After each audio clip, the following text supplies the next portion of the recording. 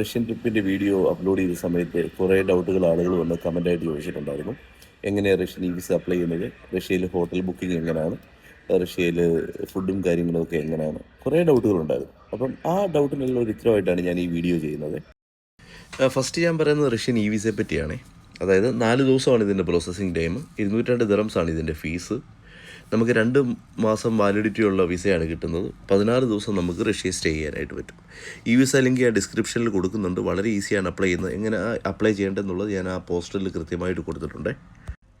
അതേകൂട്ട് തന്നെ എല്ലാവരും ചോദിച്ചൊരു ചോദ്യമാണ്, ഇത്ര ചീപ്പായിട്ട് ഫ്ലൈറ്റ് ടിക്കറ്റ് എങ്ങനെയാണ് ബുക്ക് ചെയ്യുന്നതെന്നുള്ളത്. ഞാൻ ഗൂഗിൾ ഫ്ലൈറ്റാണ് യൂസ് ചെയ്യാറ്. ഞാൻ ട്രാവൽ ചെയ്യുന്നതിന് 3 മാസം മുമ്പേ ഫ്ലൈറ്റ് ടിക്കറ്റ് ട്രാക്ക് ചെയ്യാറുണ്ട്. അപ്പോൾ എൻ്റെ കഴിഞ്ഞ ടിക്കറ്റ് ഞാൻ ബുക്ക് ചെയ്തത് അൽ മക്തൂം എയർപോർട്ട് വഴിയാണ്. അന്ന് എനിക്ക് 280 ദിറംസിനാണ് വൺ സൈഡ് ടിക്കറ്റ് കിട്ടിയത്. റഷ്യയുടെ തന്നെ ബഡ്ജറ്റ് എയർലൈൻസ് ആയ യൂറൽ എയർലൈൻസാണ് ഞാനിത് ബുക്ക് ചെയ്തത്. അടുത്തത് ഹോട്ടൽ ബുക്കിംഗ്. എയർബിഎൻബിയോ booking.com ഒന്നും റഷ്യയിൽ ഓപ്പറേറ്റ് ചെയ്യുന്നില്ല. അപ്പം നമുക്ക് റഷ്യയിൽ ഹോട്ടൽ ബുക്കിങ്ങിനായിട്ട് senhotel.com എന്നൊരു വെബ്സൈറ്റ് ഉണ്ട്. അതിൻ്റെ ലിങ്കും ഞാൻ ഡിസ്ക്രിപ്ഷനിലും പോസ്റ്ററിലും കൊടുത്തിട്ടുണ്ട്. മറ്റുള്ള യൂറോപ്യൻ രാജ്യങ്ങളുമായിട്ട് കമ്പയർ ചെയ്യുമ്പോൾ റഷ്യയിൽ ഹോട്ടൽ വളരെ ചീപ്പാണ്. 6 ദിവസം 7 ദിവസം ട്രിപ്പിന് നമുക്ക് 350-400 ദിറംസിന് റഷ്യയിൽ ഹോട്ടൽ അവൈലബിൾ ആണ്.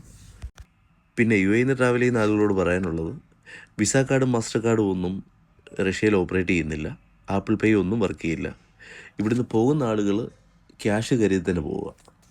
ഞാൻ ട്രാവൽ ചെയ്യുന്ന സമയത്ത് 1000 ദിറംസ് മാറി 20,000 റൂബിൾസുമായിട്ടാണ് റഷ്യക്ക് പോയത്.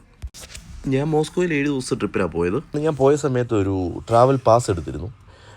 ഏകദേശം 40 ദിറംസോളേ ആവുന്നുള്ളൂ. 7 ഡേയ്സ് നമുക്ക് അൺലിമിറ്റഡ് ആയിട്ട് ട്രാമും ബസ്സും ട്യൂബും മെട്രോയും എല്ലാം യൂസ് ചെയ്യാൻ പറ്റും. ഇനി റഷ്യൻ ട്രിപ്പിനെ പറ്റി എന്തെങ്കിലും ഡൗട്ടുകൾ ഉണ്ടെന്നുണ്ടെങ്കിൽ എനിക്ക് മെസ്സേജ് അയക്കുകയോ അല്ലെങ്കിൽ ഈ വീഡിയോയ്ക്ക് കമൻറ്റായി ചോദിക്കുകയോ ചെയ്താൽ മതി. ഞാൻ ഇതിന് റിപ്ലൈ തരാം.